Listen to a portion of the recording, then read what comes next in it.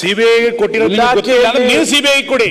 ಈಗ ಯಾರೋ ಒಬ್ರು ಹಿರಿಯ ಅಧಿಕಾರಿಗಳಿಗೆ ಪೊಲೀಸರು ಬರೋದು ರಕ್ಷಣೆ ಬರೋದು ಸರಿ, ಹಿರಿಯ ಅಧಿಕಾರಿಗಳ ಮಗಳಿಗೆ ಪೊಲೀಸರು ಹೆಂಗ್ ಪ್ರೋಟೋಕಾಲ್ ಹಾಕ್ತಾರೆ ಇದು ಸರ್ಕಾರಕ್ಕೆ ಗೊತ್ತಿಲ್ಲ. ಪೊಲೀಸ್ ಜೀಪ್ ಹೆಂಗ್ ಬಳಸ್ತಾರೆ ಇದರಿಂದ ಅನುಮಾನಗಳು. ಇದು ನಿಮಗೆ ನೀವು ಪತ್ರಿಕಾ ಹೇಳಿಕೆಗಳನ್ನು ನೋಡಿದ್ರೆ ನಮಗೇನು ಗೊತ್ತಿಲ್ಲ ಇದು ಅಂತ ಹೇಳಿದ್ರೆ ಹಾಗಾದ್ರೆ ಸರ್ಕಾರನೇ ಸಿಬಿಐ ಕೊಡಿ.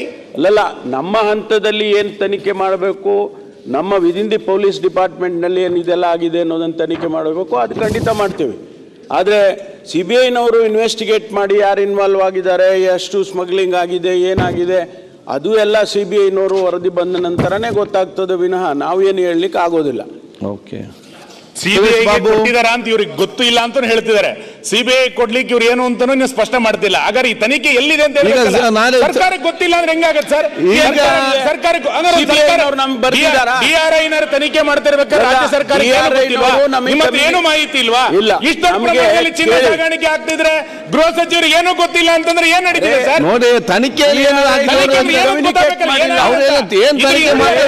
ಯಾರೋ ಇದರಿಂದ ಯಾರನ್ನೋ ರಕ್ಷಣೆ ಮಾಡುವಂತ ಪ್ರಯತ್ನ ನಡೀತಿದೆ ಅಂತ ಅಷ್ಟೇ.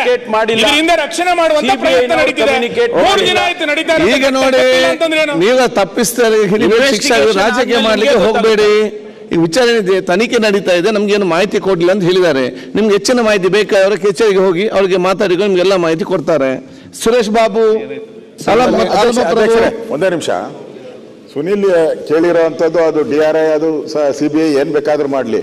ನಮ್ಮ ಪೊಲೀಸ್ ಇಲಾಖೆಯವರು ಪೊಲೀಸ್ ಜೀಪ್ ತಗೊಂಡು ಅವ್ರಿಗೆಲ್ಲ ಸೆಕ್ಯೂರಿಟಿ ಹೆಂಗ್ ಕೊಟ್ರು, ಅದ್ರ ಬಗ್ಗೆ ಗೃಹ ಸಚಿವರು ತನಿಖೆ ಮಾಡಬೇಕು ಅಂತ ಸುನಿಲ್ ಅವರು ಹೇಳ್ತಾ ಇರೋದು. ಅದ್ರ ಬಗ್ಗೆ ಈಗ ಪೊಲೀಸ್ ಇಲಾಖೆಯಿಂದ ಏನ್ ಫೇಲ್ಯೂರ್ ಆಗಿದೆ, ಸೆಕ್ಯೂರಿಟಿ ನಾನು ಗೃಹ ಸಚಿವರಿಗೆ ಕೇಳಿದ್ರೆ ಚಿನ್ನದ ಪ್ರಭಾವಕ್ಕೆ ನೀವು ಒಳಗಾಗಬೇಡಿ ಅಂತ. ಚಿನ್ನದ ಪ್ರಭಾವಕ್ಕೆ ನೀವು ಒಳಗಾಗದಲೆ ಇದೊಂದು ಸರಿಯಾದಂತ ಬಂದೋಬಸ್ತ್ ಇದಕ್ಕೆ ಮಾಡಿ ಆಗ್ಬೋದು. ಅಲ್ಲ